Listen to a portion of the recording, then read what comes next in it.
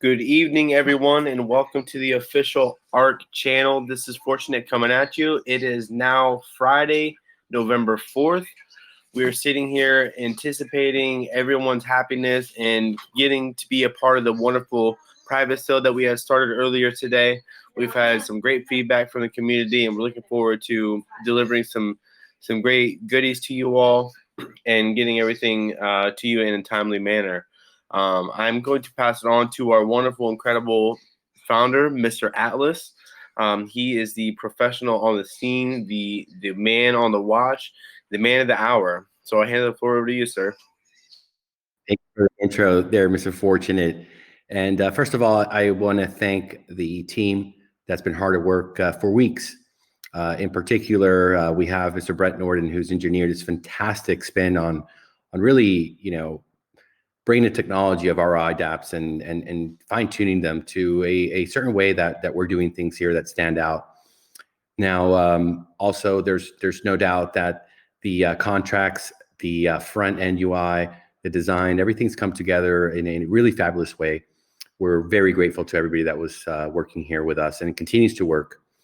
It's a full-time job. It's a full-time commitment. Guys, this isn't a sprint. This is a marathon. We are searching for that holy grail of sustainability long-term, getting a fantastic return on our investment, understanding that there's parameters and rules to keep everybody, within the boundaries of respect towards other investors, the liquidity pool, and just overall, all being on the same arc, the same boat, the same journey through these hard times of a bear market, financial instability, really worldwide, global uncertainty when it comes to the financial markets.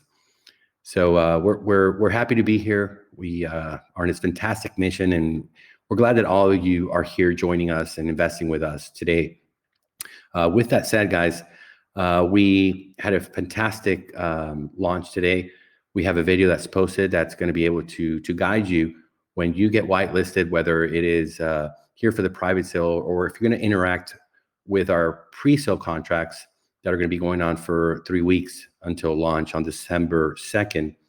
It's guiding you on how to connect your MetaMask wallet. Mr. Brett did a fantastic presentation, really explaining how simple, easy, intuitive it is to connect, get your tokens inside, transfer them over into the contract and get your NFT. That's your placeholder. With that, we are let's see when Mr. Brett Nording is ready to come. There's a. Hey, I'm here. If you guys don't mind the background noise, I might have a baby cry or something else. So, yeah, I can go ahead. Let me warm up a little bit on the NFTs, the pre-sale NFTs, I should say, or specifically the private pre-sale NFTs, just by going over a couple of the questions that we got in the TG that were more kind of general. The first one being, there was a question about how many NFTs they can hold if they purchase one in the private sale, then how many can they hold in a single wallet after the public rounds go live and we have subsequent NFT sales for to finish out the pre-sale round prior to launch. So what we all discussed in our dev chat and with Mr. Green today was that we are going to allow a private NFT to be held along with 4 public pre-sale NFTs in a single wallet. So there would be a total of 5. We don't know the exact number that's going to be attached to those public NFTs, the pre-sale NFTs, at the moment, but we will know, and we will publish all of that information here in the Telegram group prior to the public rounds going live. And it's basically we're waiting on the private sale to finish so that we can calculate based on our raise level how many tokens are going to be remaining for those rounds and then allocate accordingly. The second question was whether or not a team leader could hand out their referral address if they hadn't already purchased an NFT, a pre-sale, private pre-sale NFT. Let me be specific about that. Would it be safe for them to hand out that wallet address for team members to use as they enter the private sale through the whitelist? And the answer is yes. It's okay if you haven't, as a syndicate founder, if you have not purchased your private pre-sale NFT, it's okay to give out your syndicate wallet address and have team members come in, because that wallet address that you give to your team members and they use for the referral field will be locked in the NFT.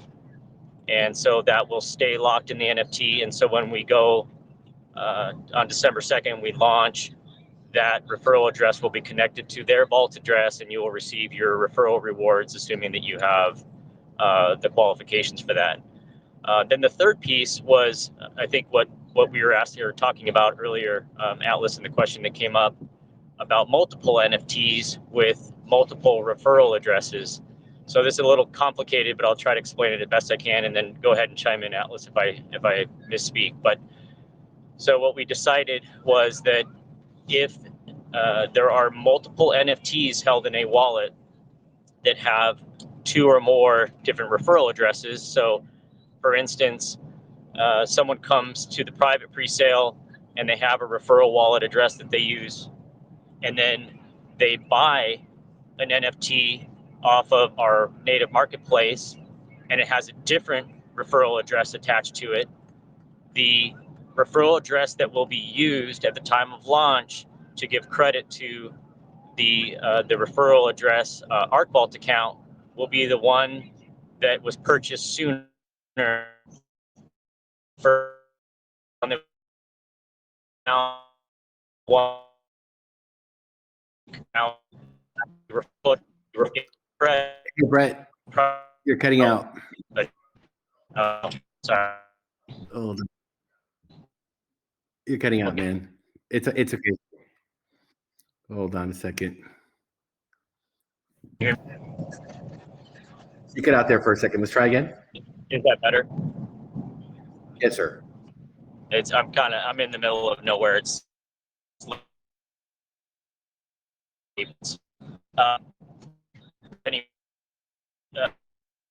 right now, You've gone again, received the report cards. Yeah, you gone out again, Brett. Oh, sorry. Hold on a second. We got patience, man. Hey, hold on a second. Go ahead. Let's see. Am I back? Yes, sir. So they would reap the real rewards. In the case where there's 2 NFTs, will be all Okay. Resale. You've gone again, Brett. You've gone again. Can you finish that up, Atlas? Do you know where I was going with that? Yes. Yes. But what we'll do, just to be sure that we're all on the same page, because it is quite a lot of information, and we want to make sure that it's disseminated correctly. But can you hear me okay, Brett? Because I want to make sure that we're both on the same page. And I think you're definitely suffering. Yeah, he's going through a spot. We're going to clarify that last part. Let's wait a little bit, Brett. Probably in like maybe 3-4 minutes, you might be in a better area, and we'll continue with that. Yeah, if you want to try to finish that up, then I'll chime in if I can. Okay, now you're back. So go ahead. Okay. Thank you. It may be temporary. Can you hear me okay? That's right. Yes, sir. Okay.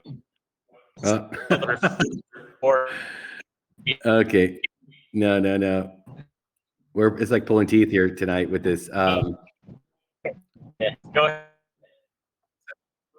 Okay. Yeah. So what he was trying to say, and I do apologize for the inconvenience, but we always want to have Brett as the engineer and designer of the system to really be the voice of reason and understanding. Just the same way when you have an author and you quote them, but you want to have for sure the quote done correctly. So it's best to let them speak. And I've always been that way. I think you guys have been here with me for some time. I like to let the experts speak. I like to let them come with their knowledge and explain it to all of you in a way that I believe it needs to be represented. So we're going to go ahead and make sure we're going to type this up. We're going to post it here for everybody. We're going to clear that up. And we'll try in a few minutes also for the recording to see if Brett gets into a better reception.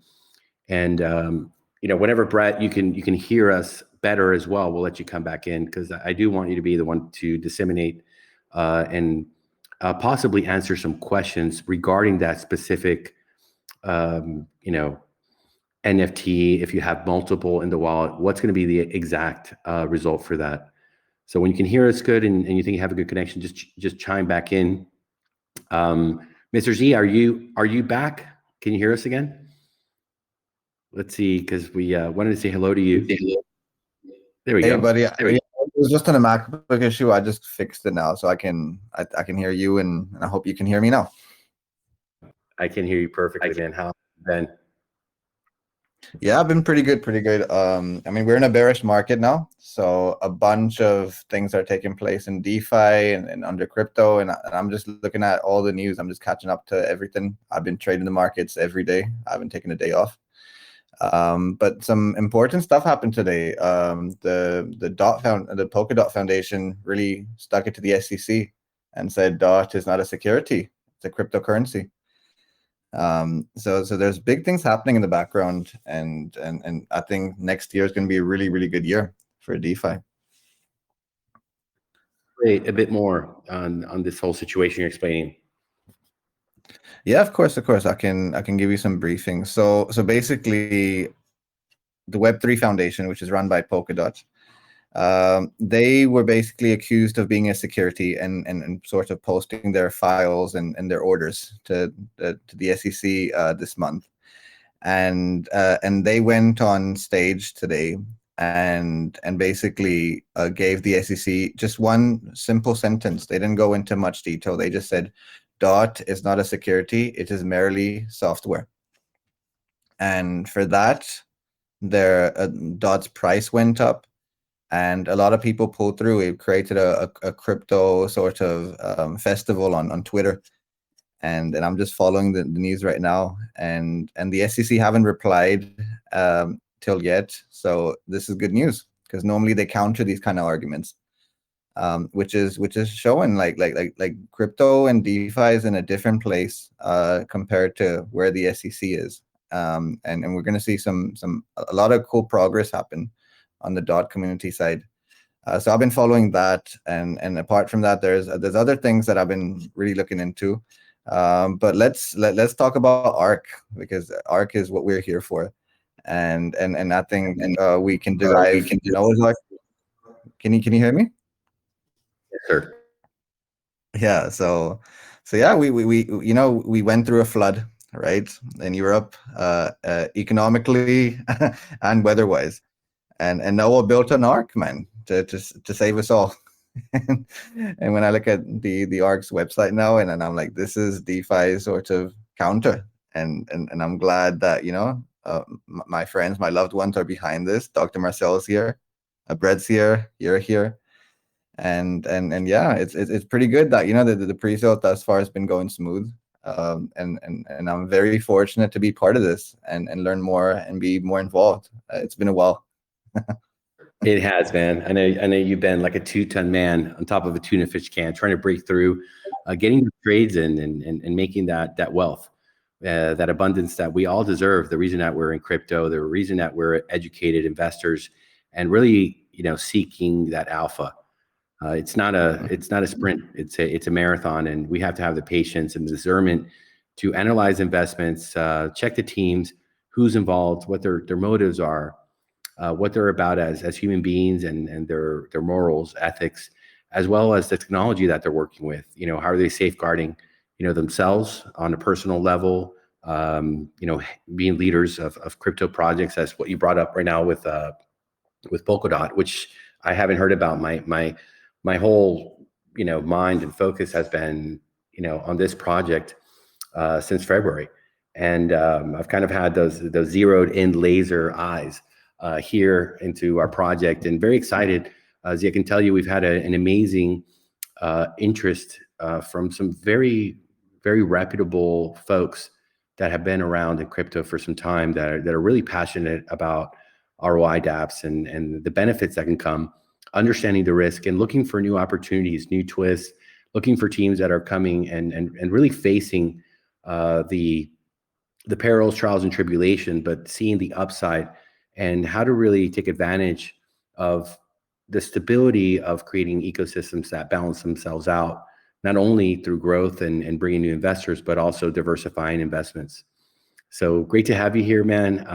Mind blowing what you told me today. That is quite a interesting strategy. And when you said that, what came to my mind, Z, was if it's software, it would be like if you bought Microsoft, Windows 95, and then you sold it, 3 months later for a profit. It's not a security. And that was just that's what came exactly visually to my mind. It just blew my mind. And I never thought an argument like that would even make sense. So, I mean, it's like Jerry Maguire, you had me at hello. We've seen XRP, we've seen certain things happen. So brilliant. And we'll discuss this privately further. And we thank you for being here. For the folks that don't know you here, can you tell them a bit about your background in DeFi and what you've been involved with, how many pre-sales, private sales, launches, and growth, how many millions of dollars you've moved through your experience in this space? Because like I said, when I introduced you, you are by far the most educated DeFi investor I've ever met. Oh, thank you. Appreciate it, Atlas. Yeah, I'm like, just a little insight to me. So I come from an entrepreneurial background. I've run commerce stores. I've run Amazon stores previously to come into crypto. But when I really looked into crypto, I realized a few things. I realized that you had rebase tokens and you had a lot of meme tokens that were like just gaining pace. This is about 2.5 years ago. And I had a lot of trader friends that were trading, that were really good technically, but fundamentally they were lacking a bunch of information. I mean, they were buying tokens on Coinbase and Binance. They didn't realize what MetaMask was. And what I was able to do from like just 50 traders in a small WhatsApp group, we ended up like really increasing really quickly. And we all got onto the Ethereum bubble and the Bitcoin bubble prior to that.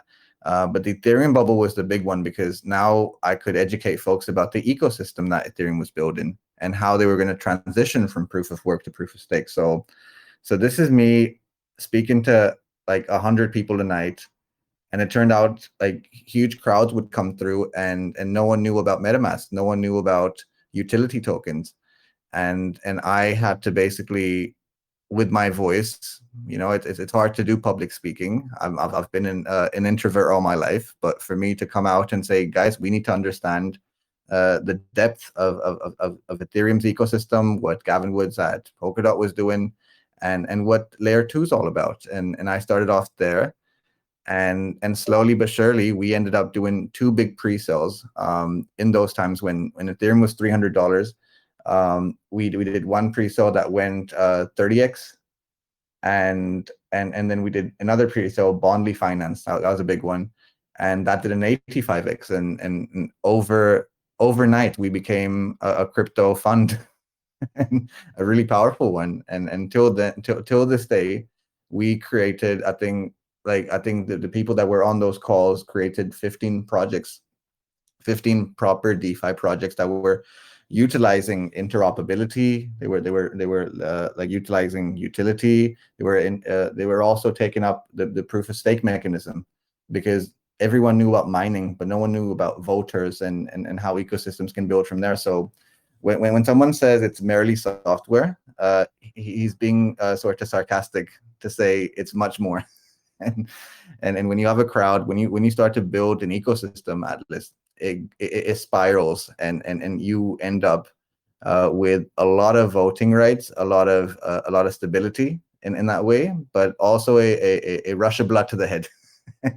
and that's what we're going through in DeFi right now. We're realizing that we're moving away from like the order book model and keeping databases private and having interoperability between 3 chains. And to me, DOT is that. Polkadot was the first call to interoperability. So when we started to like identify that to the crowd, we ended up buying into 200 different Polkadot tokens on their thing. And we learned about all sorts of different ecosystems to that. We learned about Mina Protocol. We learned, and I think we spoke about Mina Protocol, and I told you I was invested in Mina Protocol, and so that's how we started off. We started off with a bit of like dipping into the unknown, and then we ended up like conquering Polkadot. We ended up conquering Solana when it came out, and now we're in layer 2 with Ethereum. So hopefully, what the cool thing is, right? Like it's game theory to start with, and game theory starts with board games. It starts with 2 dimensions, but then you bring in the metaverse, and people are able to participate in the metaverse because on proof of stake, we're not paying the gas fee we used to, and I'm sure you're enjoying that on the Ethereum side. And we're seeing huge development happen, and projects like Chainlink that we're layering all these sorts of levels are starting to be are being talked about much more. And yeah, like as I said, I hope in my sort of 5 minutes here, you guys were able to pick up on small things that I found quite interesting, and they're building up quite nicely. And it's nice to see how you folks are looking for interoperability. And whenever you ask me questions, I always give you honest answers, and that's something something that DeFi is working on.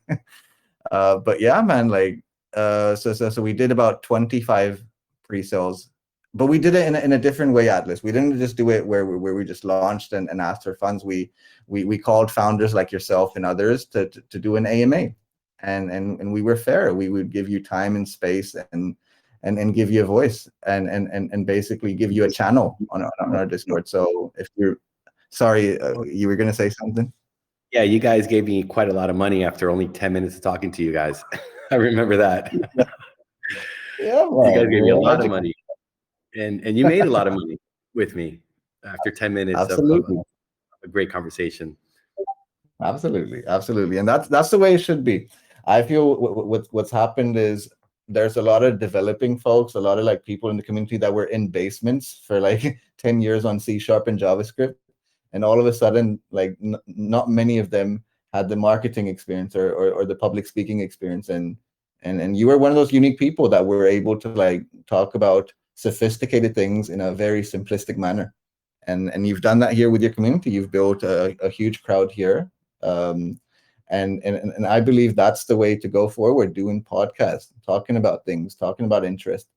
And yeah, you can see my interest right now is quite variable when it comes to education and fundamentals. And what I like about Brett and what your team have done here is you guys have explained the fundamentals, the different sort of tactical experiences you guys have had previously, and how you're sort of implementing it here.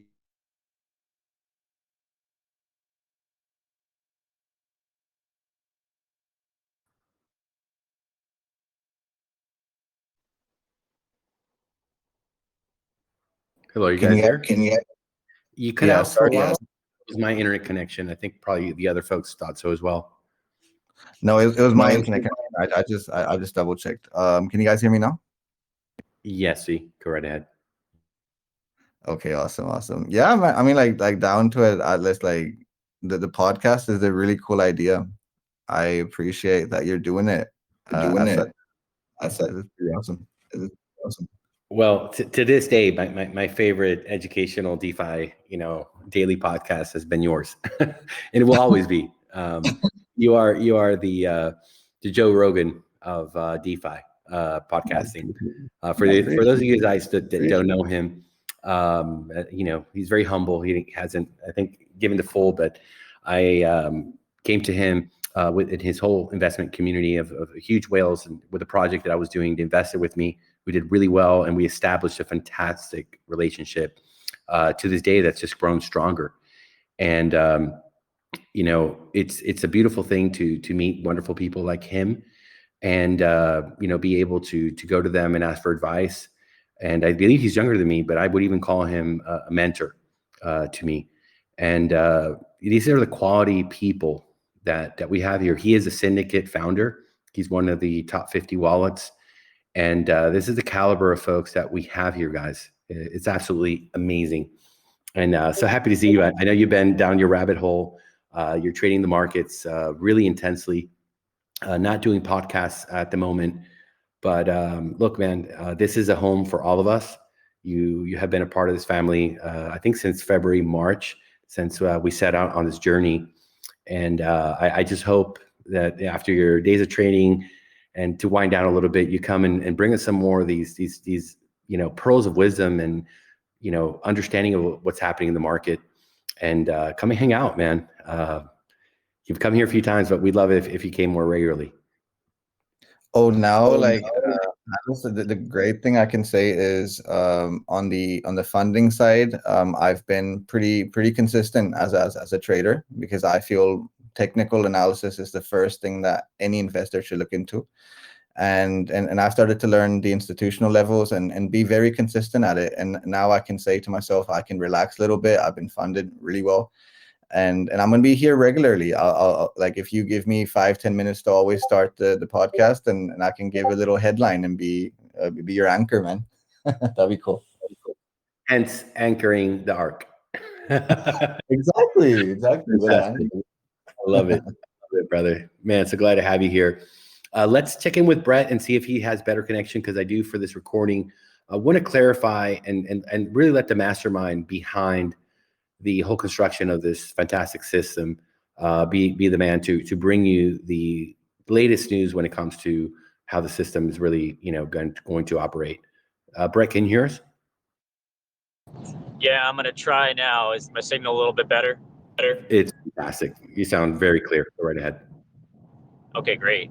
Yeah, so I kind of left off with, if you end up with 2 pre-sale NFTs in your wallet and you go to deposit them in the ARK Vault at launch, then the priority will be given to the pre-sale NFT that was purchased first.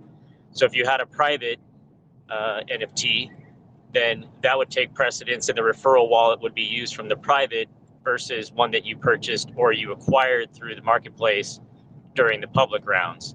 And then if you bought them or ended up with 2 NFTs with different referral addresses from the same public round, it would be the NFT that was purchased first during that public round. So that's just to kind of clear up who ends up getting the referral rewards. It's based on when the NFT was purchased. The earliest purchased NFT gets would be the referral address that's used. Was that clear? Absolutely. And I know Mr. CFF isn't able to speak. Or wait, we have somebody that came in. Go right ahead. No, I was gonna say that was crystal clear. Better connection now. Yeah, he meant more of the actual message of how the NFT structure in a wallet, combining different referral possibilities, because we do have an internal marketplace for the NFTs for the private and the pre-sale. Thank you, Brett, and I think that we'll probably do a maybe tomorrow. I know you're traveling with your family, so we'll do something to clarify that. And anyway, we're going to have conversations with Mr. CFF privately, but I do want the rest of the community to know, unless there's anything else you want to add to it, Mr. Brett. No, I just wanted to clarify that there will also be a lot of questions come through about the legacy NFTs, which are different from the pre-sale NFTs. There will be a pre-sale for the legacy NFTs. We've seen a lot of questions in the Telegram come through on that. So that way you can get your legacy NFT and then be positioned to receive those referral rewards at launch.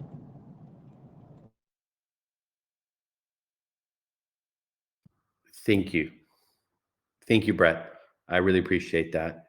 Do we have any questions regarding that subject, or really any other subject regarding today's pre-sale, or just how the system works? Maybe you read the white paper and you want to clarify some questions that are still left in your mind. Please go right ahead.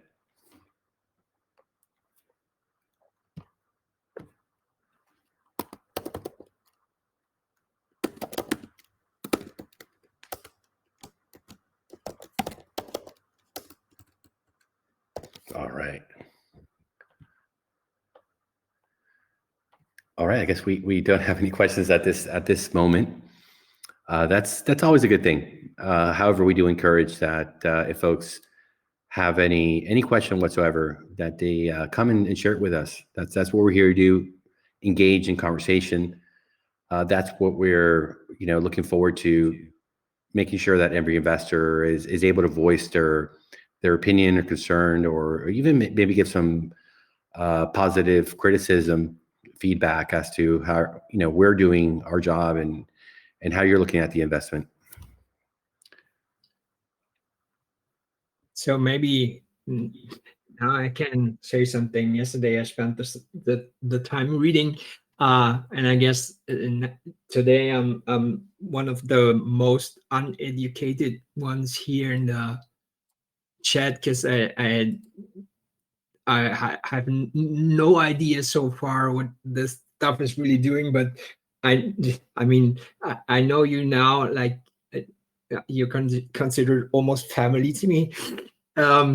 So in this case, I just threw the money at you, and when I was in at your place, I saw you even at vacation working like 24/7, and this is like it like if you had a newborn that was like occupying 100% of your time the last month, and I think it's pretty amazing. It's a huge step further than the phase one was, and I'm pretty excited to see how this will go on, even though I still have just slightly an idea of the info that is in the white paper, and how to understand all this. I'm just waiting to get my mom and my dad as my referrals, and then I'm good. Let's get this crypto, Doctor. So you've been through the white paper. Yeah, I read it. I saw the let's say I read the words. I think I understood like maybe 30% of it,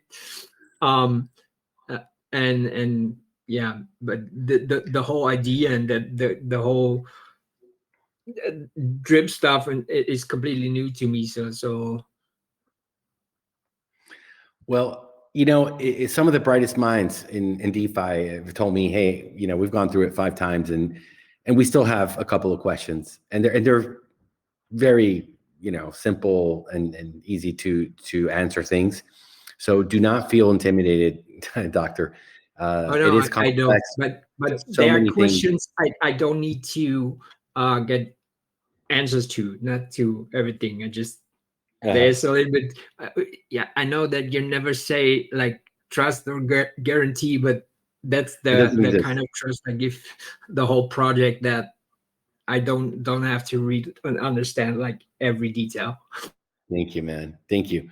And no, like it's beautiful what you said here, that we're almost family. We are, and we met in crypto, and we've met in person, and we met our families and spent times together and gone to the beach and to water parks. And I'm so grateful to crypto and investing and the people I've met along the way, that it really becomes an external family through time. And there's always some evil people and weirdos, and they wash out. They don't stay around long. You can see who people are by their actions, not by their words. And it's the folks that walk the talk and are there, are patient, especially when things go wrong. That's when I always say you can see who's really your friend, and who's really there for you.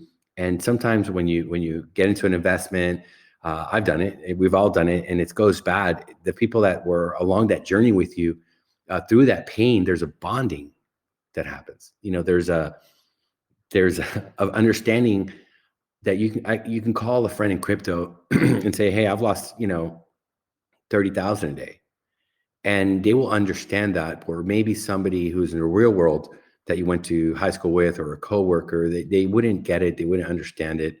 They think you're crazy or stupid. And they wouldn't understand that you probably made 250,000 the month before, and that 30,000 hurts, but it's not the end all be all. Does that make sense?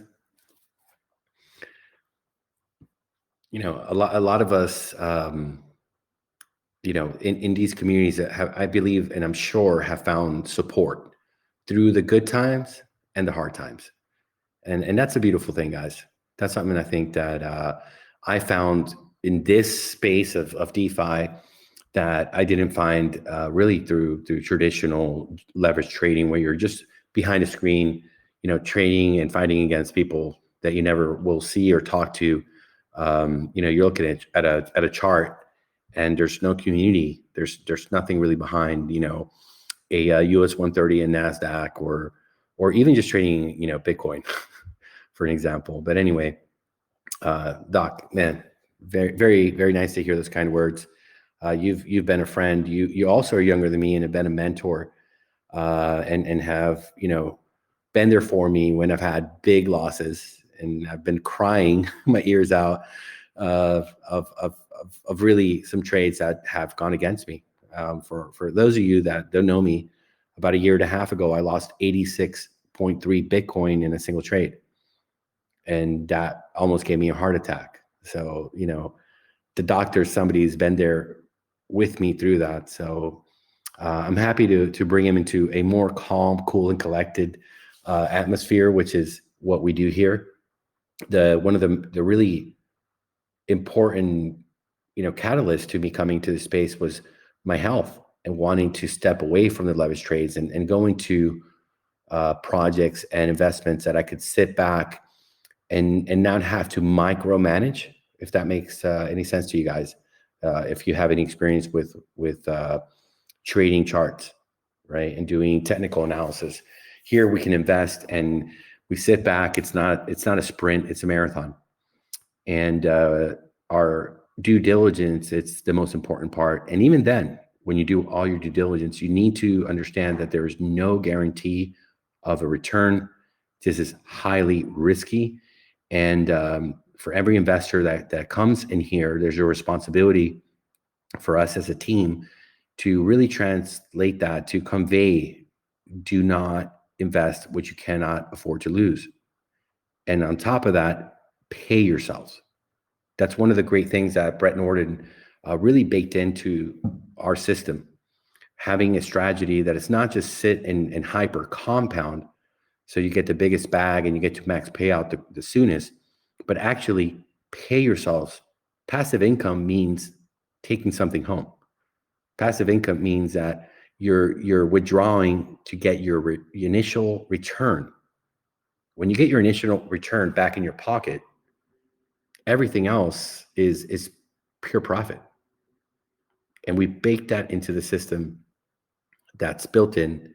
And that's something that we don't have to talk you into. We're making sure that the smart contracts are guiding you towards having that perfect strategy that's going to get you to your ROI, and it's going to let you to not only grow but thrive, as we're making sure that nobody can come into our project, take advantage of us, dump on us, and leave us stranded. Let's get this crypto. Is there any other questions? Yeah, listen. So basically, right, like when Apple came into the project and we basically simplified buttons and functionality.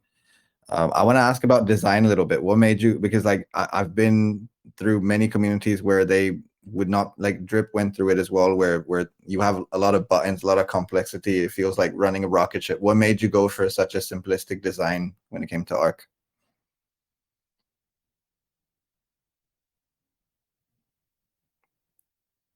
Can you give me? Yeah, yeah. Can you hear me now? I hear you. Just give me a second. There's a DM real quick that I have to look at. No, give me 10 seconds. Oh, good.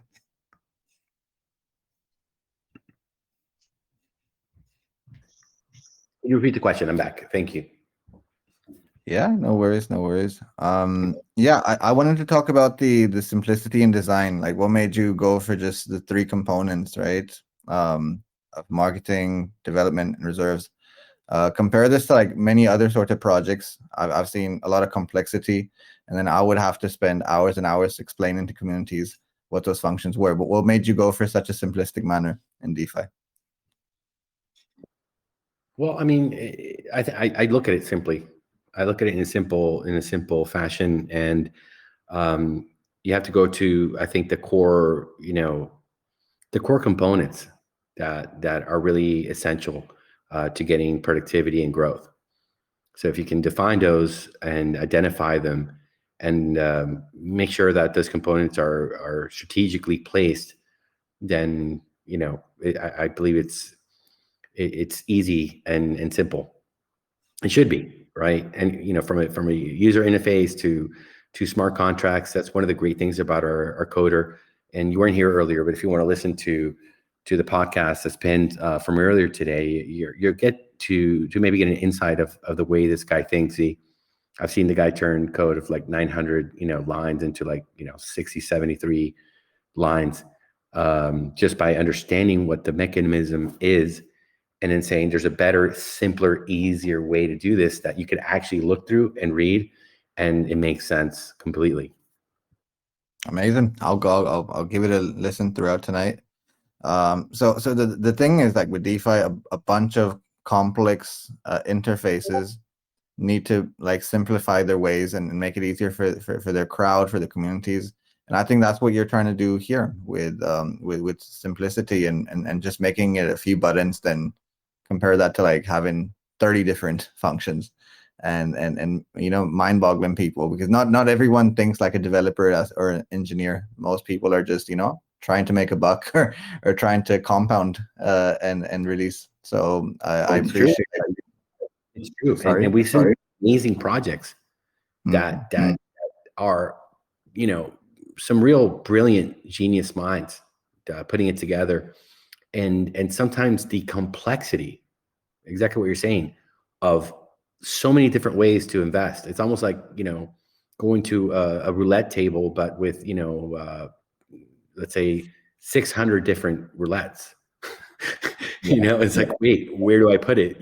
How does this work? And it's so intricate that it's intimidating. We generally, as humans, psychologically want it simple, especially if it's something that you're trying, like you said, to make a buck, and you don't want to read, manual of 500 pages to make a couple dollars. You want to keep it, simple and light. And it's a shame to see. And recently there's been a situation like that a project that a lot of people adored and looked up to, but I think they failed, without saying any names, and with all due respect, because of that exact thing of the complexity. So by making it simple, you're really opening yourself to mass adoption, and then you need to you need to cross that bridge from MetaMask, and I remember learning MetaMask, and who exactly sat with me for hours and told me, hey, if you send a transaction to the wrong wallet, there is no 1-800 customer service at Bank of America to get your money back. It's gone. So there's the fear that kicks in, and then there's the complexity. Am I doing it right? Am I doing it wrong? And that's where I think, Ozzy, we're really going to transcend and have a game-changing application for mobile, where folks are going to be able to go have a drink at a bar with a buddy and say, hey, I'm making 2% a day with this thing called ARK. And I'm not the best person to explain it. It's very complex, but all I know is I hit this button, I do that, I'm getting this. And here's a QR code. If you want to download it, you're signed up under me, and I'm going to make some money. And if you get a friend, he's going to give you a referral, and you're going to grow too. And I got a friend that's got 500 people, and he wakes up every day and he's making, $800 that he didn't have yesterday, just because, this app. And it's so simple. Let's get this crypto. Let's get this crypto. Let's go. So the app's going to be a huge game changer. We're very excited about that. It's going to take about 2 months to really develop, but we've brought on to the team a gentleman who's currently has 2 mobile app development companies, primarily dealing with hedge funds and banks. But we've been able to attract him and recruit him and incentivize him to come and do something really, really interesting and fun. So it's really a dream come true, Z. And you see me go through all these battles and finding, developers that overpromise and underdeliver over and over again. And now we've got a team that's not just, amazing, but is actually delivering, and in an environment that there's real momentum, passion, and really an outlook to the bigger picture here, the vision, understanding that folks are facing financial uncertainty and are looking to take the money out of the bank, that fiat that's decaying. It's being capitalized on a daily basis, and they're looking for that little investment that through time, not overnight, it's not going to be 100x in 3 hours. I mean, those days are over, right, Z? I mean, that's not happening. Absolutely, those Ponzi's are over. You cannot just make quick money anymore. You have to put you gotta put the work in, and that's what DeFi was all about to start with, man. We'd stake and compound and go through farming mechanisms and stuff to do exactly that. But then sort of folks don't want to do the work. They want to be on a 100x project straight away and not do the work. But I think DeFi is going to win there. And I think a project like this that brings simplicity and tells people on a day-to-day consistently compound and claim. It's the way to do it. And we talked about technical analysis, and we talked about how people get sort of bungled in bad investments and stuff. This is why, because they don't get to do things in a simple manner. And I hope here at ARK, that's what we sort of establish. Keep it simple, keep it straightforward, and let's get this crypto, man. It's been an awesome podcast. Thank you so much. Yeah, there's a sacrifice, and it's an upfront sacrifice. But anything in life that's worthy of a reward, a goal that's set, you will have to sacrifice. If you want health, if you want to have a strong body, if you want to build a structure that's going to stand the test of time, and a building, a warehouse, a home, a vehicle, anything, you have to pay the price up front to be able to get the longevity, the sustainability, because we've all made the mistake of buying cheap shit, right? You buy the cheap stuff, and then you realize, and you listen to, for me, my grandparents, no, don't buy the cheap, pots, don't buy the cheap stuff. It's going to break. And then you'll buy 5 of them. And then, for 3.5 of the price, you would have had the expensive one that you didn't want to pay 3.5x for up front, but it's going to be there in 20 years. Absolutely. I think what's happened is, I think DeFi came premature. We were wild west, and we would have like founders that would have these ambitious roadmaps. I think you've been on a few of my calls, and they would tell about all the different functionality, all the partnerships, all these things that work for. And then as the months go by and you ask for accountability from these folks, you would see that they would hide because they couldn't upfront their ambitions. And I think that's why, like, the reason I appreciate this project here is because you're taking your time with everything. These things are really important, to take time and build like simplicity, but then also be able to function the upruns when it comes to problems and technical difficulties. And I think that's what your community here will give you enough space and time to do, because you're going for something much bigger. We're building an ecosystem here, and I hope to be a big part of it. The magic words, technical difficulties. That's such a big one, man. That's such a big one. And you see dates moved, and it's again, we go back to overpromise, underdeliver, and it comes down to code. It comes down to people putting to work, because they get greedy. These guys are taking on 20, 30 clients at a time, and they're not able to really zero in and focus. When you're building 30 different properties at the same time, if you're, say, a property developer, you're not going to be as efficient, attention to detail, as if you were building one at a time, bringing all of your employees, all the resources, focusing your materials, your dump trucks, getting everything done to a perfect finish with a gloss. When you're expanding and you're wearing thin your focus, your time, your resources, you're gonna without a doubt find that the things are not being done with the most efficient manner, because you're spread thin. And that's where the big profits are made. And when you're relying on those folks to deliver on those promises, and we don't like to use that word here, promises, guarantees, and trust, but in a sense, when you're putting that roadmap together, you're making a promise to investors. You got to be very, very, very careful of who is with you and who's working behind you. And, that's one component. But another component, Z, is that we've been able to take advantage of not having that team together to see other fantastic projects come to the table and bring, fantastic technology and, push the bar up as to sustainability, push the bar up as to, really delivering on their promises. That's something that we've been able to see. And with that, the technical difficulties that you just, touched on, understanding that when you build something, sometimes you thought you had it right, but you're realizing that financially, it's not adding up. You're gonna have difficulties and shortfalls, and you might need to change the rules of the game after the whistle and the game started. And that's a difficult thing to be able to pull off when you have set the rules beforehand. Investors are like, wait, what's happening here? Why are you changing these things?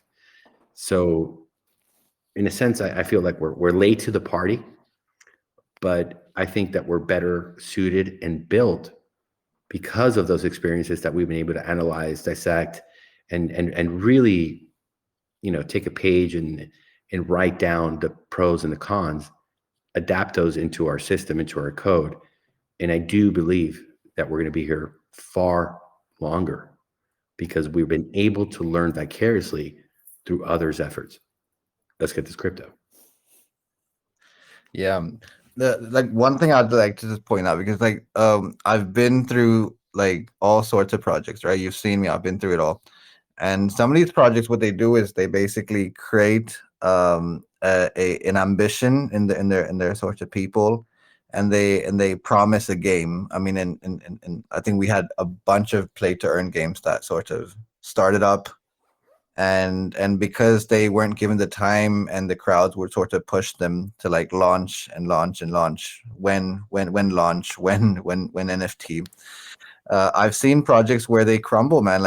One project I was part of in the early stages was supposed to mint a maximum of 3,000 NFTs and keeping their thing stable. And what happened was, because of a functionality issue, they ended up printing 36,000 NFTs in a month, and really saw chaos, and it took the whole project down. So when you say that you're late to the party, no, dude, you've learned from a lot of other people's mistakes, right? And that's why I think you'll be more efficient, and hopefully this crowd understands that and gives you the time and space to deliver, man. And that's what we're here for. Let's get this crypto. Yeah, they have. They've been fantastic. And up into the house, we see Mr. Chris Dugan. How you doing, sir? Brother. And, hey, how you doing, man? I'm good. Just got out of the woods. Oh, fantastic. Great to have you here. For you guys that don't know Chris Dugan, he's an advisor, a great friend, and someone that's really been here from day one. He's a syndicate founder as well as Z. Very supportive, has opened his Rolodex of contacts of individuals in this industry that are proven, having fantastic track record, and have come to our aid in times we're looking for some real knowledge, some alpha, and some gray hairs.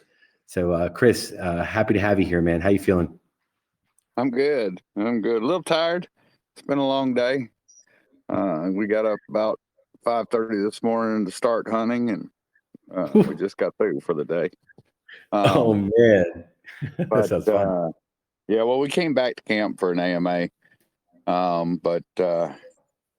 Anyway, I'm getting a couple of questions that I wasn't quite sure how to answer. Okay. So, in buying the NFT, the private sale NFT, it asks for your referrer. Yes, sir. If they don't, some of these people are trying to build up teams and stuff, so they're trying to figure out what wallet's going to go where, kind of a thing. And so they're not sure of which order the wallet address is going to be. Can they leave that blank and can we fill that in later before launch, or is it something that they have to fill in when they buy the NFT? Okay, look, very good question. And it's very important that you come here and ask that, because we don't want anybody to make a mistake. Right. Look, for private's a very, very special, unique opportunity. As you know, you as a syndicate founder are somebody who contributed 1,000 USDC for this, believing in the team and being brought over here and believing us, having the patience, I believe since probably March. So you guys already paid. Everybody else is showing up to the party now, November 4th, and they're paying the same price of $2.75 per token as you, who've, sacrificed that money because of, really wanting to be a part of this. So it's a sacrifice that you guys have made. And as that sacrifice, we want to reward you. We want to make sure, Chris, that anyone that shows up now, and we want them here now, we want them on board, we want to grow, we need them to grow. If they don't have a referral of a syndicate founder like yourself, and they leave that blank, we're going to go ahead and we're going to put them under our syndicate founders in a random basis. So we're going to fill up some of those spots behind you with those folks that are coming in. That's one. Number two, the eternity phase one investors who did not get an ROI are not getting left behind. We are making sure everybody gets on board, especially those people invested. And when Crow, pretty much shit the bed, got caught up in a bad situation, we want to make sure they have a starting pole position as you guys. And they're also getting, because they took a loss, ARK at $2.75. Again, if they don't have a syndicate founder, they're going to be given one. So in that structure, in the private round, if you don't have a syndicate founder, we're going to assign one to you. So it's very, very important that you don't sign up and leave it blank, because you will randomly be placed. Do you follow what I'm saying? Does that Yes. make sense? Okay. Right. So what do you do? How do you solve this? If you have another wallet or somebody else that referred you that you're going to work with, you are able to log them in, and we will honor and respect that wallet that you're going to log in under, even if the wallet isn't already logged in the system. So it's fair and it's open. Will it accept it though when you go to buy the NFT Yes. if it's not logged into the Yes, system? sir. Absolutely. Okay. It is. Because I think I had somebody try and it didn't work. It wouldn't take it. Were they whitelisted? Because if you weren't whitelisted, you're not going to get in. Let's start there. And I'm pretty certain that's the issue. It's live. It's open. It's not open to everyone. This is an invitation only process. And, we're going in tranches. Right now, the Eternity Phase 1 crew are the first ones that are getting in. Those folks lost money, and they're making sure, we're taking care of them first. Take care of the people that have been with you first. We're taking care of our accountants first, and anyone else is coming after in the next, we got a week. So everything, it's pretty calm, and we're not in a hurry. Gotcha. Okay. That answers my question. Yeah. But please do Chris, find out if they are whitelisted, and the only people at this moment, right now, at this time, who can actually come and buy are those on that special form from Phase 1. No one else, not even syndicate founders. Gotcha. Cool. Okay. Let's get this crypto. Let's get it. Great to see you, man. Dude. You got any questions?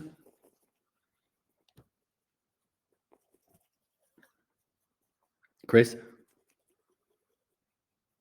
No, that was it. That was the only question I had. Thanks. All right, man. Hey, for next year's summer, where do I send the flowers to your wife? To the yacht or the mansion? Mine ought to send it to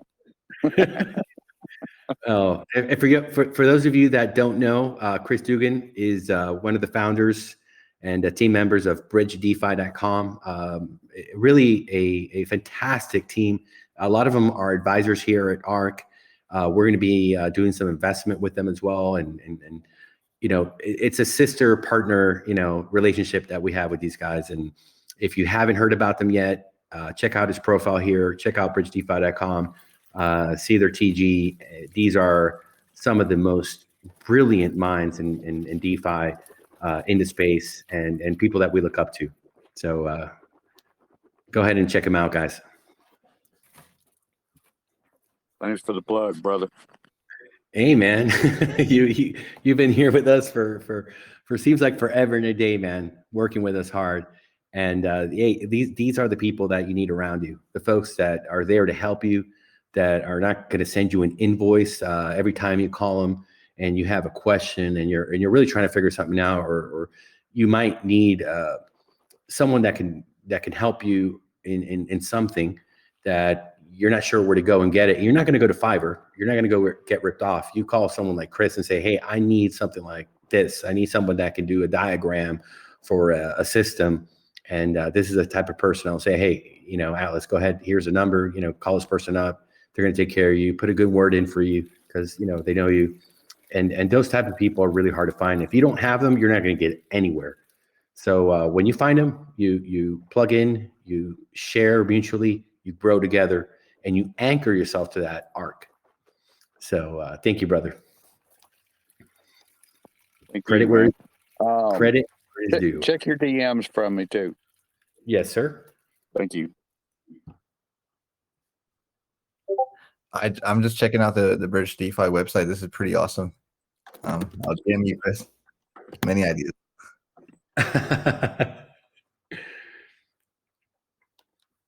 It's still in the early version. I think by Sunday it's going to start to really come together. The team profiles are being worked on.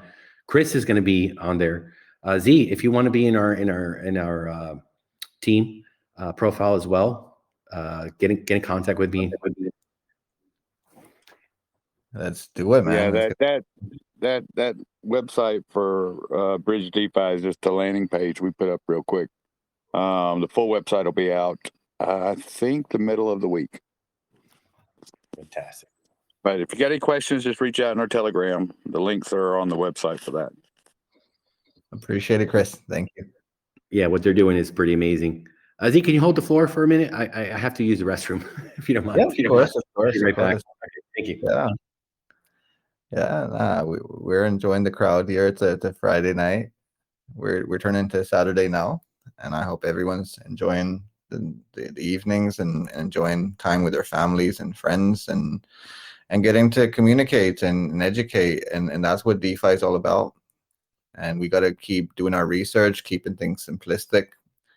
DeFi is all about understanding the fundamentals of any project, understanding its roadmap, understanding their teams, and that's something that I would say I've been doing for the past couple of years. Whenever we get into a project, we understand its mechanisms, we understand its roadmap, and then after that, we sort of make sure that the token founders adhere to those roadmaps, and that's what we like. I've known Atlas for a while. I've known a few of you here, and that's what we kind of do. We do our research, and with DeFi, I mean, like currently. Yeah, the world does seem a bit chaotic. It does, with all the sorts of war cries we have and the interest rates going up and we're going through a cold winter. But that's when diamonds get made.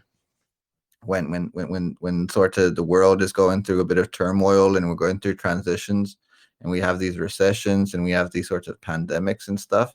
That's when the new sort of technologies come through. That's when new leaderships come through. And I think DeFi is in that space where we're going through a transition where we were, you can say 30x from Bitcoin's top. And then now we're sort of, we've like, I think it's like you take 3 steps forward and then you take 1 step back as people start to adapt. So we're going through that. Like, I think, that there's a lot of projects I see in DeFi that started off really well, and then, as we say, they complicate the many functionalities for their users, and that's where folks like Steve Jobs and your Elon Musk's sort of create a three button component and make it simple for people to basically use their softwares and use their hardwares in an easy manner. So I think DeFi is kind of going through that, but a project like this, ARK, I would say, is trying to do that. It's trying.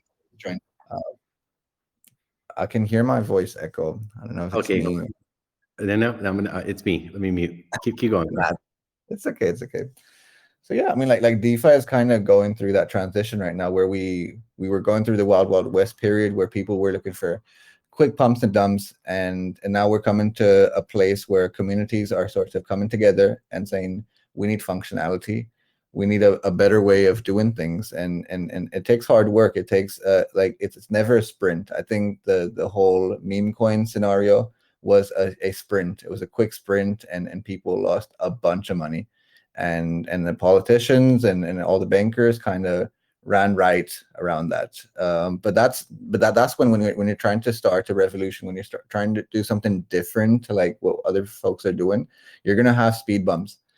And I think now DeFi is sort of phase 2 with Ethereum's proof of stake, with Solana sort of endeavors, and what DOT are doing with the SEC right now. I think we're finally bringing the marathon into DeFi, and we're telling people to take their time when it comes to tokenomics, when it comes to getting to a project. Because I've had this before where folks come to me and they throw me a token and saying, like do this is the next 10x, this is the next 100x. I'm like before you ask me that question, tell me who the founders are behind that project. What is their interoperability mechanisms? What are they really trying to do with their utility? And when they wouldn't come back with those answers, I'm like, I don't think you have enough confidence in this project. So why are you selling it to me? and we got to do that as just hodlers, as people that buy into these projects. Need to understand the roadmaps. Got to understand, and then when you understand the functionalities and fundamentals, then it comes to technical abilities. It comes to understanding that you have to take your initial investment out. It's the first thing that a lot of projects fail to do with their communities, and I'm glad sort of Atlas and the team here kind of give appreciation to that point, that when you make an initial investment, it could be a $10, $100, $1,000, $10,000. The first basis point of any investment opportunity is to make your initials back. And I think what DeFi does, especially what the charts do technically, because I've been looking at the technical charts for quite deeply, as Atlas knows, for the past 3 months. I think when you hit a top and you're in profit, the mind plays tricks on us. I think that the human mechanisms is the worst trader, because we don't think like bots. We don't take profits. and the first sort of idea when it comes to DeFi is to take your initial investments out. And once you take your initial investment out, then you can let the rest run, and let these token founders who are ambitious to really deliver. And the ones that do deliver, they don't deliver in a day or 2 days or a few months. It takes a cycle. It's a cyclical thing. And I think ARK is kind of going through that right now, where we're trying to build, like the folks here are building a team and trying to make things simplistic. I mean, when it comes to dApps are the most complex things to the normal mind. So when you try to simplify a dApp, that's the first transition, and you make it easier for people to adapt to you. And I think DeFi has been going through that, where we went through the many MP3 players and the Napsters and the Winamps, and we're going into the iPod, and we're just creating a few buttons. And I've been through like a few AMAs now, and a bunch of them like admit to that issue. They said previously when we launched the project, we had the issue where we couldn't make things simple for the crowd, and now we're taking our times to deliver that, to make it simple for adoption, and that's what I kind of feel. I think when an investor gets into a crypto token, they need to understand the vast amount of its complexity, but then to see if the functions, the farming mechanisms, the staking mechanisms make it easier for people to transition. And like we had that issue with Ethereum as well, like not just on the functionality issue, but when it comes to gas fee. And then comes proof of stake, you bring in vultures, you bring in different mechanisms, and that's where ecosystems get built. That's when you get into higher functionality, and I hope we have that coming towards 2023 and 2024, I hope people kind of see that the world, the way we were doing things previously when it comes to the banking environment, and when it comes to the investment environment, that we can do things in a consistent manner and not just over promise and over and not deliver. And that's what what sort of our capitalism model has brought us to, and hopefully DeFi is sorting that out by limiting the caps of tokens to a project, or limiting the caps when it comes to functionality. And unfortunately, we are at a stage where the governments are trying to bring CBDCs, and thus far, what I'm loving about what DeFi is doing with that is explaining to these governments that you cannot have unlimited printing of anything. It could be tokens, it could be currency, it could be circulation, and we're kind of like sussing that out.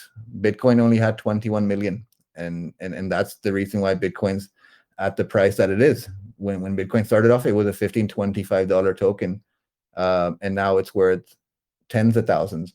It's because they limited the supply and the demand increased, and that's what DeFi is trying to do here. And I'm glad to, like, I've been through the ARK tokenomics, and I can see that they've capped it really well.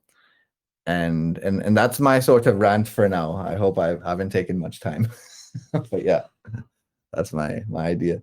Thank you, Atlas. Very well said. I got chills. Yeah, Go ahead, man. Listen, people, you should be taking notes, because that's some intelligent stuff. Appreciate it, guys. I want to do this more. It's been a while where we're like, you can, because like we cannot do small talks anymore, guys. Like small talks is the reason why Elon Musk took over Twitter. He's like small talks, this TikTok community, the sort of ADD hits that we get from this, dopamine hits that we get from the crowd, is not doing us any good. It's making us impatient, intolerant, and things like these. When I explained them, if Atlas remembers, I used to, like, it wouldn't just be an hour talk. We would go on for 3 to 4 hours sometimes, explaining things and understanding things. So if you guys are doing your regular podcast and you need a little pickup and you want someone to explain the headlines, then I'm that person. I hope I can deliver that for you guys and explain things like complex things. Like DeFi is not so complex. I mean, when you start to like move like the functionalities are circulating systems, and we're moving through the neural synchronicities of thoughts and stuff. These things might sound complex, but it's as easy as saying, I love you, brother, I hear you, or, you know, it's communication. So we have to do the same thing with DeFi. It takes a bit of time to explain complex things, but we can simplify them and understand. DeFi is a really beautiful thing to me. When I understood the economies, when we went off the Bretton Woods agreement and we took the dollar off the gold standard, we kind of went into a dark phase in economies, and we started to mass print and create deals that we shouldn't have had. And we see, like, we've been through, this is our 7th recession, and especially what the lockdown kind of showed us, that we printed, I think, 200x more dollar than we ever had in society. And when you ask Gavin Woods or you ask Vitalik Buterin what you think of that, they're like, yeah, it's unlimited circulation of a token. And they would really break it down quite nicely. And people like Gavin Woods sort of articulate that you cannot create a supply, unlimited supply, and expect people to have the same level of demand.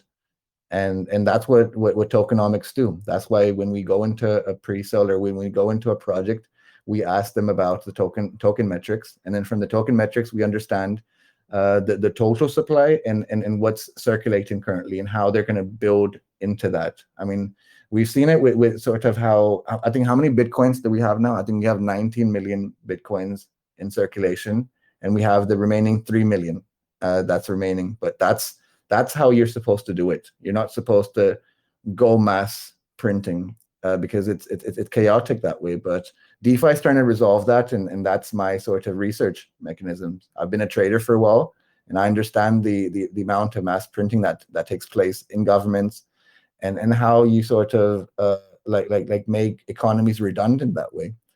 And I hope projects like ARK, other projects, kind of bring that into the real world and make it easier for people to understand that it's a 2% gain. It's not a 100x. we're not selling you a Shiba here. We're trying to build a consistency, a community, and building an ecosystem. Like if you're building an ecosystem, like it takes longer to explain these kind of things. So I appreciate the time, guys. I don't want to take any more time, but that's the way DeFi should be. It should be making the complexity things simple to do and understanding that it's a marathon, not a sprint. Thank you, guys. Let's get this crypto. Z, how much are you charging us for that lecture, bro? Because that was mind blowing, mate. Atlas knows. Like, I used to do these talks for hours upon hours, and we'd start off with me explaining a few things, and then we'd have a Q&A, and those Q&As would be diabolical. Like, we would have people that come in that don't understand what MetaMask is, and then I would explain the freedom MetaMask gives you from the PayPal KYC, and it would blow people's mind that people in Bangladesh and people in South America are able to move funds to their loved ones in America and other places in the world in one sort of you can say transaction on the Block Explorer. So those are the kind of things that we need to make free. Education is so damn important, and I would never charge a penny to you folks. Thank you.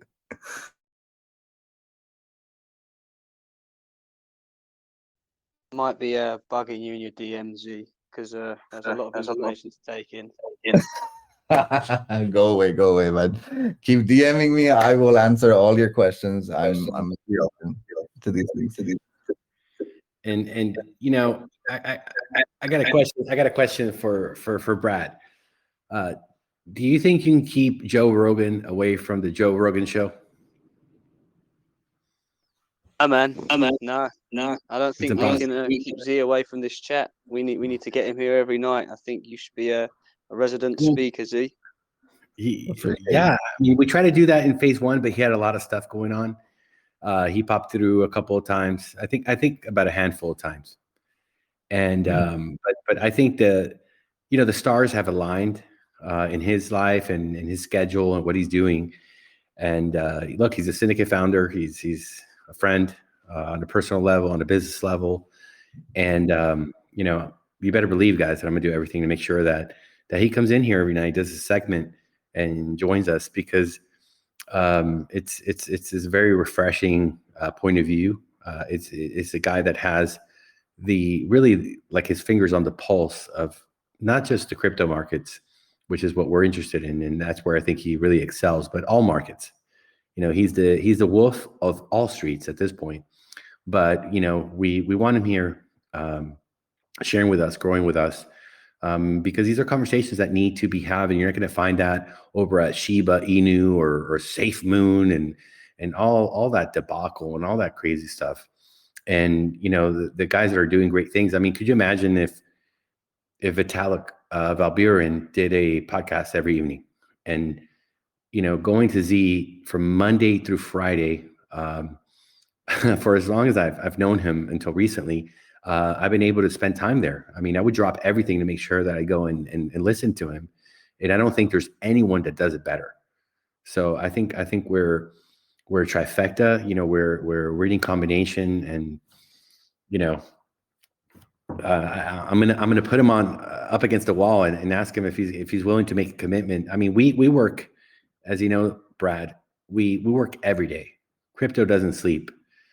Investors who are looking for opportunities will come on a Sunday afternoon. They'll come on a Wednesday morning, and the chats here and our admins are always here to support them. But knowing that they can come at a certain time of the evening and have a conversation, and we're always here, it really makes a huge difference. So Z, here on a recording, on official ARK, on our day of our private sale launch, this fantastic system that we're building and carrying out forth, are you willing to commit to come every evening? Atlas, I'm glad to do so, dude. ARK is a place where we can anchor in a bunch of information loops. We can anchor in a lot of good education and give people a good, consistent manner of it. And if it's a podcast, then I'm always here to give my opinions. I've been quiet a little bit because I've been trying to understand why DeFi has rolled down to 19K Bitcoin. I had to understand that it's because when you speak to the regional investor and they say we bought tops, it was important for me to understand the technical levels, because I think a lot of retail trading that takes place in DeFi, in sort of Binances, and now that I've looked into the Nasdaq and other things, I've realized people don't understand the technical side of things. So, sorry. No worries. Yeah. So Continue. They're tired. It's all good. So the technical chart is something that tells you it's like the carbon footprint. It's like the ice capsule that tells you about the tales of 100 to 200 years of society. And so the technical charts were something that I believe a lot of folks that enter DeFi were not great at. So the last 2-3 months, if you see, I've worked head to toe on all the indices, on all the euro pairs, to understand what price does when fundamentals like an interest rate increase does. Like we've seen the same sort of Truman Show thing happen with Bitcoin's price, that happens to the Nasdaq price, that happens to the dollar index, and people need to understand that it's all technical. So I apologize to the crowd here, and you as well, sir. I've not given the time. But if you are going to do a regular podcast, dude, I'm here for you. We'll pick up new projects and new knowledge every day. Thank you. Let's go. Bye.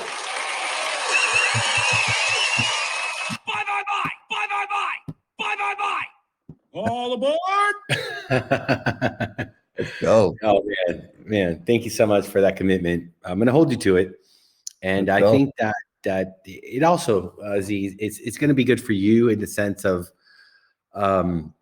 stepping away from the charts and coming back to the world of people, of investors that have questions, fears, doubts, and are looking to gain a perspective and knowledge of what's happening out there in the world. And I don't know anyone who I've met who does it better than you. I've gone, we've kind of switched roles. I went from the trading, world, from looking at the chart to almost having a heart attack from the stress of it to coming into this space. And you're coming from this space, who you educated me, and going to my world, which is of trading.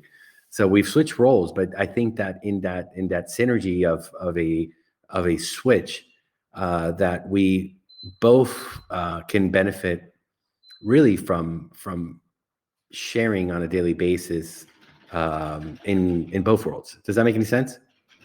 Absolutely, dude. It makes complete sense that for me, who sort of went on a rabbit hole into crypto and understanding sort of Bitcoin and Ethereum as deeply as I did, to understanding the adoption of the real financial world and to see why we are in the space that we're in. So I had to switch places with you briefly for a few months.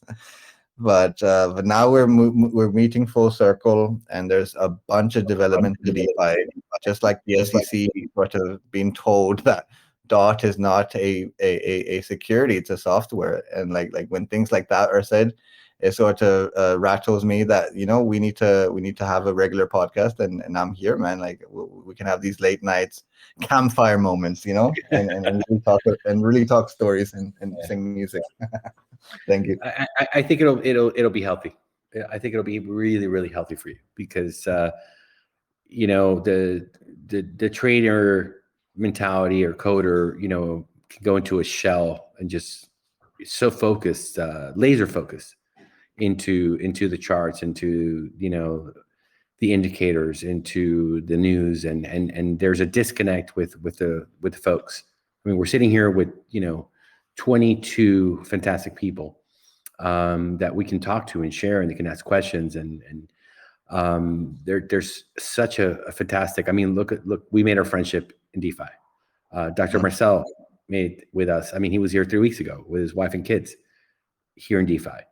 Brad Ass is going to be coming over to the compound here pretty soon at some point.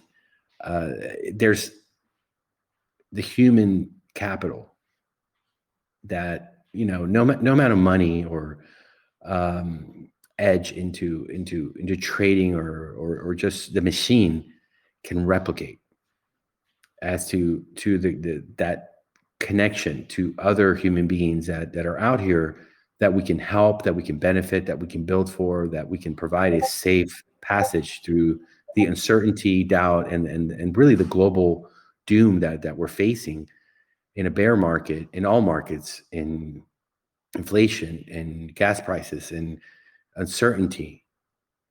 We can come together, and we can stay out of the negativity of it. We don't have to buy into it. We can, swim through and sail through the uncertainty and the storms and the hard times as a unit. So Absolutely. What I would say, this is my final assumption now. I feel that we go through these cyclical things in sort of finance and economies and time and space, and we go through empires like we went through Roman empires and Greek gods and whatnot in our past history. We've been through world wars. As painful as those times are, and especially right now, I think we have to really give a shout out to the folks on both sides of Russia, Ukraine, and when it comes to Syria and what's happening around the world. But when it comes, when the push comes to shove, when these things happen, that's when diamonds get made. That's when technology enhances. That's when we realize that old ways of doing things aren't the way to go forward. And that's what DeFi is all about, man. Like, this is what Bitcoin was about. This is what the white paper was about. It's about limiting supply and appreciating demand for it. And I think we've done the opposite the past 50 to 60 years in society as people. And we need to have more campfires. We need to have more conversations, more dialogues, and a transaction of information, not just synonyms of an IM or a DM here and there. They should be long conversations, and we should have it in DeFi, in economies. But here with ARK, we'll anchor in the DeFi implication when it comes to adoption, when it comes to all the sort of synonyms, understanding technical charts, but also understanding the vast fundamentals, and then letting that sort of knowledge grow. And that's something we can do here. And Brad, you sound British to me. I'm a Londoner. So if you were ever in England and you want to meet up and talk, have a coffee, a Costa, let me know. And soon we'll be with Atlas. We'll be one. Appreciate it. Bro, I couldn't nail down your accent. Are you living in England or are you actually English? I lived in California. I lived in America for a long time. Cali boy. I'm a Cali. Yeah, I came from a chilled out environment, but I do live in London, England. And I've been here for a decade. But I do travel the world. This year not much, but I do travel a lot. But England is my sort of centerpiece. If it's a place where I can trade the London exchange, I can trade the New York exchange and the Asian exchange around the clock. It's a place where I can meet up with folks like Atlas and others through Europe and Eurasia. So London is a nice place that I call home. So that's where I stay. But yeah, I did live in America for a big part of my life. Yeah, what a pleasure to see two of my new best friends in this past year meet each other live and direct. Wow. Appreciate it. Well, bro, we'll definitely have to meet up because I am like 10 miles from London, bro. I live in Watford, so you probably know where that is.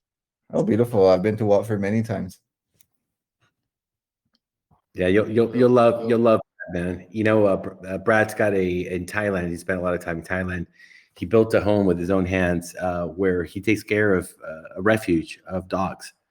He loves animals, and he supports them and takes care of them. He's one of the most beautiful people with the biggest heart. But it's one of those guys that has looked for the truth, whether it comes to science, technology, God, you know, what really is essential, reading so many books, that he's one of the leaders here into what we call the after hours. And we even have for Brad, you're probably going to laugh, but I'm being serious, Z. We even have a special button on the soundboard for when he goes off into the pyramids and the Inaki, and like I'm not probably even saying it right. This man has some knowledge that is just going to blow you away. All that. Love it. That's the Brad button. I love it. That's pretty awesome. So if you guys would link up, man, it'd be a dream come true for me, man. I mean, the only piece we'd be missing in that reunion is obviously me being with you and Dr. Marcel. That would be like not the trifecta, but the whole quad, right? Not the Holy Trinity, the quadruple Trinity. Of course, man. Like, yeah, man. I think I'm open to all of that. Like, I'm open to Sumer and Egyptian mythologies. I'm because I don't think we learn our lessons from our past, and I think DeFi is kind of suffering with that a little bit, where folks are still used to doing old things, and I think that's when we bring something new like DeFi, or it's important for us to understand Egyptian mythology, understand how things get remixed and republished, and maybe me and Brad can sort of talk about these kind of things and really talk, and then bring that into the DeFi world and make it easier for people to understand the mistakes we've made in the past, and how we can sort of improve and iterate that for the future and make it easier for people to use things like ARK and use just a 3-button solution than a 50. Like one thing that happened to me when I first entered DeFi was PancakeSwap. And the issue PancakeSwap brought in was this liquidity pool, and people would take a bet on one pool and earn a little thing, and then move to another pool. You had, I think, 120 different liquidity pools on the first day of launch on PancakeSwap, which is crazy. You're telling folks that there's 120 pools, and people are asking which one's the best one to integrate in. So when DeFi sort of gives you a kind of worms that way, it's important for people to kind of simplify that.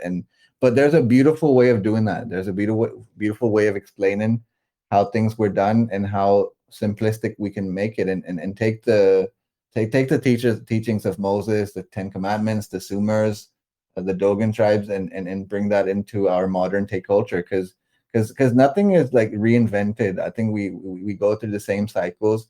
It's just enhanced. The word should be used as enhanced ability, and that's where me and Brad can talk about these things. We can get XFile, we can get fun with it, but I'll make sure that 70% of anything I talk here is crypto related, and then we can have fun. We can really talk about the past and talk about how Göbekli Tepe was built, how the pyramids were built. These are fascinating conversations to have.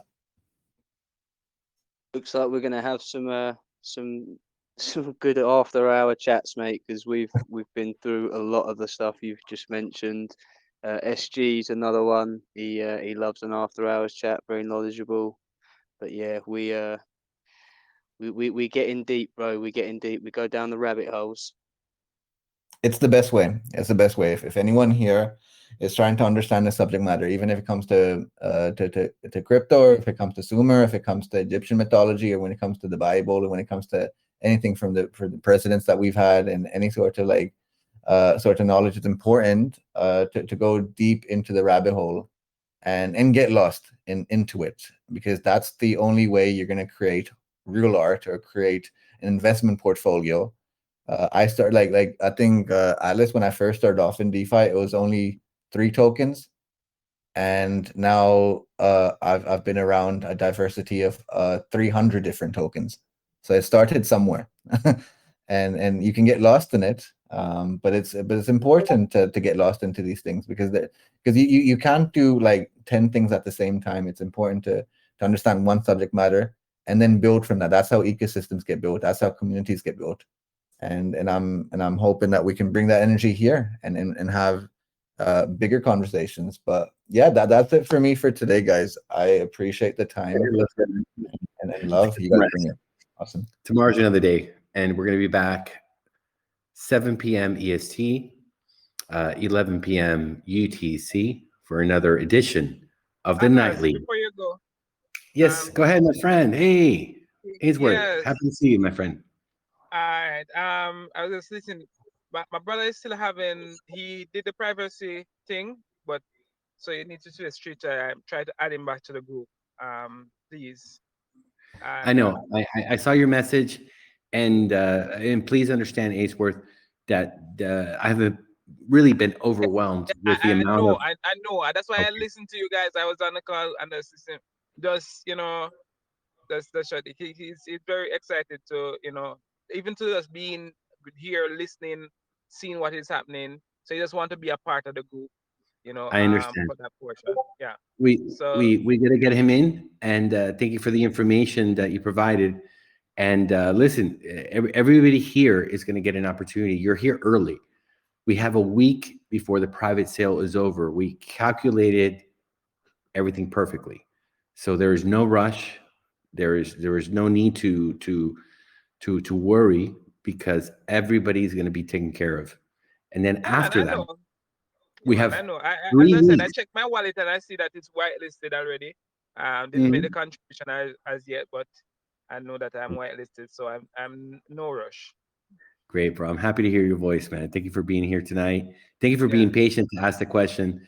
And I apologize, because it's been really, really busy. And I know you understand and you express that. But I will get to you, and I promise it's going to be taken care of. Okay, and thank you very much. Yes, sir, brother. Yes, sir. All right, guys. Mr. Fortunate, if you are there and listening, if you can go ahead and conclude in a few short seconds our podcast for this evening. I want to thank every single one of you that came here tonight. Thank you for your support. Thank you for coming and being with us. And we're just so excited to deliver to you, as promised, or as in a roadmap, as they say, our pre-sale D app and our NFTs for that. Let's get this crypto. Every one of you have a great evening.